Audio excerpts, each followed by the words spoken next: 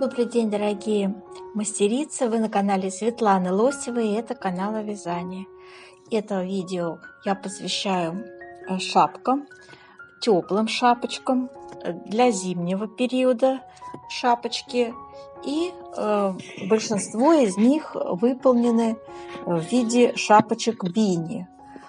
Что такое шапочка бини? Это любая вязаная шапочка, которая плотно обхватывает голову.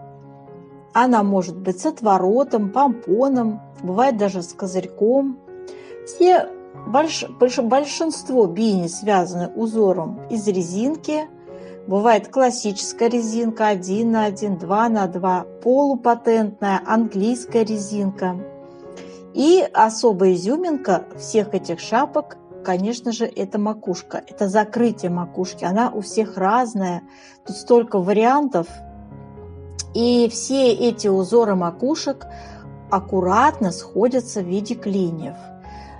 В этом видео я покажу вам очень большой выбор моделей шапочек. Там есть даже береты.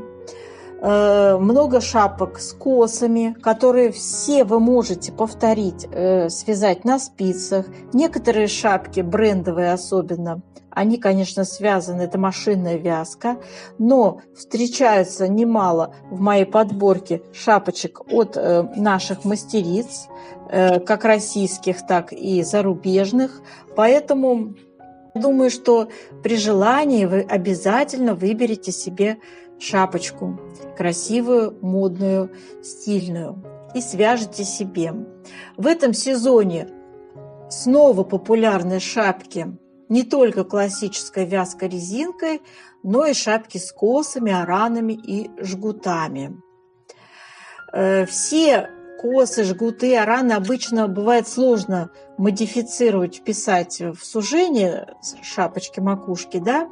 Но посмотрите, как некоторые бренды шикарно справились с ситуацией. Обратите внимание, какие у них аккуратные макушечки у этих шапок, где узор плавно вплетается и переходит от сложного к простому.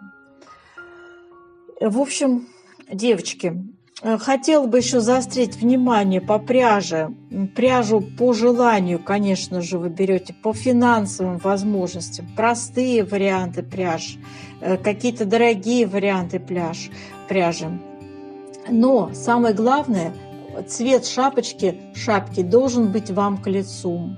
И смотрите, если есть склонность к темным кругам под глазам, какие-то синие, фиолетовые, темные шапки, исключите. Они будут только подчеркивать вот эти вот ваши нюансы лица, делать лицо бледным. А вот нежно-розовые, фисташковые, какие-то такие лавандовые тона очень хорошо освежают лицо. Обратите, пожалуйста, на это внимание. И давайте посмотрим эти красивые модели внимательно